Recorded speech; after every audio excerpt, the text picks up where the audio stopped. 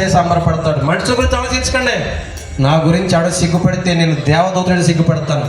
నన్ను ఎవరైతే గణపరుస్తాను నేను వారిని గణపరుస్తానన్నాడు.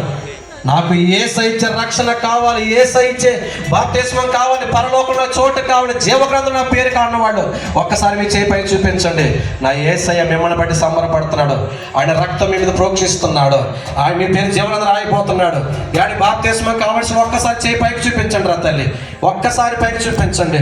మీకు ఇష్టమైతే ఒకసారి మీ పైకి చూపించేసయ్య.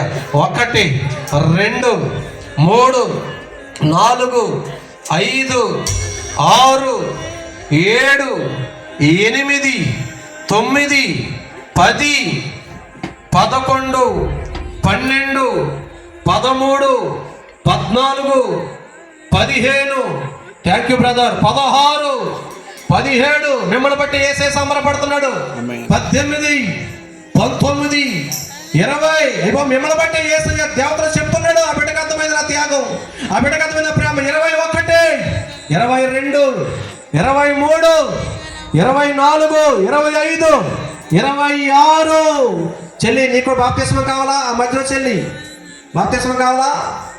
26 ఒక్కసారి 26 మందిని బట్టి బిగ్గరగా చప్పట్లు కొట్టండి.